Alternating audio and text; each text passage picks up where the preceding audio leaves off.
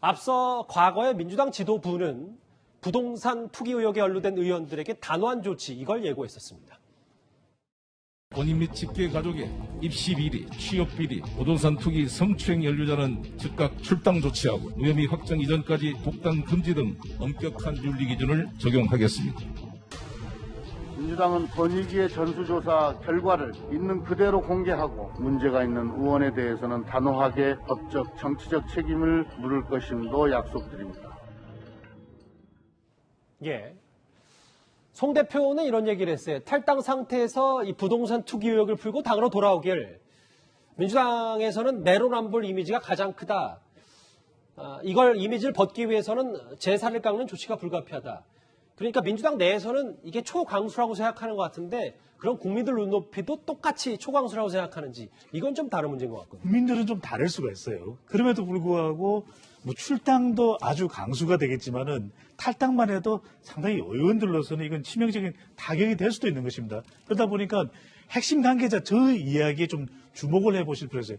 제사를 깎는 조치가 불가피하다. 읍참마속이거든요. 근데 예. 우리가 개별 처리를 할 수 있는데도 왜 집단 처리를 했을까? 당이 급하다죠. 지금 당에 또 지금 현재의 이 당의 어떤 지지율 경쟁력도 문제가 될 수 있는 부분이고 부동산 너무나 중요하다고 했던 것이거든요. 그리고 지금의 여론으로 볼 때는 차기 대권에서도 이 부동산이 미치는 영향이 상당히 크다고 봐야 되겠죠. 그러니까 개별 처리를 할 수밖에 없고 하지 못하고 집단 처리를 할 수밖에 없다. 이건 다분히 이제 여론을 의식한 겁니다. MZ세대, 2030 세대의 여론, 중도층의 여론. 그런데 내부적으로는 동정 반응이 있어요. 이걸 일단 탈당을 함으로써 개별 소명을 해라. 그렇게 해서 무혐의 처리가 되면 그때는 국민들이 볼 때도 억울했구나. 억울하게 하지만 그럼에도 당이 급하고 당이 먼저였기 때문에 집단 처리가 된 것이기 때문에 돌아올 여지를 또 만들어 놓은 것이다. 그러니까 당으로 봤을 때는 그래도 개별 소명을 듣지 않고 집단 처리를 한 것은 선당우사. 당이 급했다. 당이 먼저였다라고 볼 수가 있는 것이죠. 예. 12명 전원 탈당 권유. 이 조치에 대해서 송 대표의 고심이 깊었다는 후문도 있는데요. 오늘 민주당 대변인 이렇게 설명을 했습니다. 수사기관의 수사 결과가 나올 때까지 기다리는 것이 통상적 절차입니다. 그러나 부동산 투기에 대한 국민적 분노가 너무 크고 정치인들의 내로남불에 비판적인 국민 여론이 높은 것이 현실입니다. 무죄 추정의 원칙상 과도한 선제 조치이지만 집권당 의원이라는 신분을 벗고 무소속 의원으로서 공정하게 수사에 임하여 의혹을 깨끗이 해소하기를 기대합니다. 송영길 당대표는 어제 명단을 받고 잠을 이루지 못하며 깊은 고민을 했습니다. 집권 여당의 대표가 잠을 이루지 못할 정도로. 그렇죠. 같은 당 소속 의원 12명 출당 권유를 해야 되니까.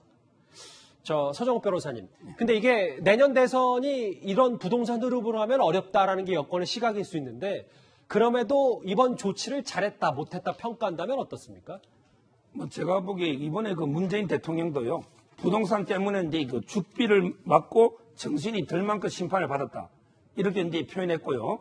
아마 이제 여러 정책 중에 부동산은 좀 실패를 인정하는 이런 데 부분이거든요. 근데 문제는 이제 결국 선거는 이제 민생 문제, 예. 의식주, 그 중에 그 부동산이 상당히 선거에서 가장 중요한 이슈이기 때문에 아마 이제 단호한 조치를 취한 걸로 보이지만 그러나 이제 제가 보기에는 저는 이게 좀 문제가 있다 봐요. 어떤 부분입니까? 왜냐하면 이게 권익위가 이걸 담당할 수 있는 기관인가. 아하. 물론 이제 권익위가 공직자 부패라든지 청년 문제 이거는 이제 다루지만 그런 이제 주로 정책적인 걸 다루고요. 어떤 게 개별적인 수사 역량이나 과연 이게 수사 권한, 강제 수사 권한 특히 이런 게 있는가? 저는 이제 권익위가 제대로 이게 전수조사했는데 12명이 다 할까? 이런 상당히 의문이 들어요. 아하. 제가 보기에는 오히려 이제 저는 적정한 기관은 감사원. 예. 감사원에서 이게 하면 좀 더 이게 역량이라든지 좀 이게 감사권이 있기 때문에 그게 더 적합하지 않을까. 공정성이나. 그러면 이게 만약에 야당도 권익위 조사를 받아라. 이렇게 요구한다면 지금 이게 권익위원장은 여당 정치인입니다.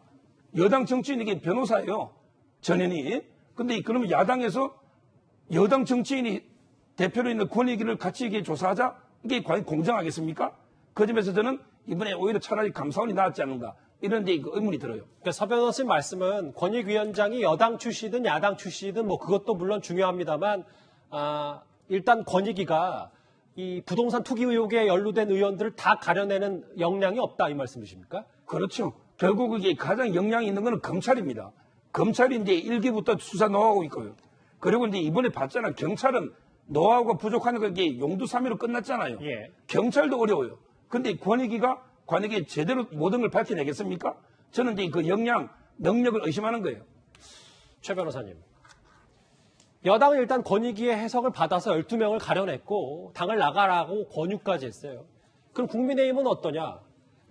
글쎄 국민의힘은 감사원의 조사를 받아서 공정성을 담보받을 것이라고 하는데 그러니까 최재형 감사원장이 감사원에게 이걸 좀 맡기겠다 이런 뜻인 것 같은데. 그렇게 얘기를 하고 있어요. 근데 이제 감사원법에 보면 이게 돼 있어요. 24조에 보면 국회, 법원, 헌법재판소에 소속된 공무원은 감사원의 직무감찰 대상이 될 수 없다. 이렇게 돼 있어서 이거 과연 감사원이 가능한가 법적으로 그러니까 이 부분이 국회의원이 과연 감사원의 감사 대상이 될 수 있는지 하는 부분에 논란이 있어서 가능할지는 모르겠습니다. 다만 그럼에도 불구하고 국민들은 이제 민주당에서 저렇게 12명이나 나왔잖아요. 그렇다고 하면 다른 국회의원들은 왜 안 하느냐 이런 논란이 될 수밖에 없어요. 그래서 저는 뭐 이게 정말 전 국회의원 다 민주당이든 국민의힘이든 경찰이든 검찰이든 수사를 해서 이런 정말 비위가 있는 사람들이 있다고 하면 거기에 대한 처벌해야죠. 그래서 저는 감사원이 지금 이 법 때문에 할 수가 없다고 하면 감사원이 아니라 경찰, 검찰에 수사를 하도록 해야 돼요. 그래서 국회의원 전수에 대해서 이런 국민들이 지금 그 더불어민주당이 12명이나 지금 물론 그분들이 다 범죄라고 제가 보진 않지만 그렇게 나왔다고 하면 또 있을 수 있는 거 아니에요? 그래서 제가 볼 때는 검찰이나 경찰 이런 분에 좀 대대적인 수사를 해야 된다고 저는 봅니다. 예. 우상호, 윤미향 뭐 두 의원을 포함해서 12명 부동산 투기 의혹에 연루됐다. 민주당이 이렇게 밝혔는데요. 조금 전에 들어온 소식부터 오늘 뉴스탑10 첫 번째 이슈로 만나봤습니다.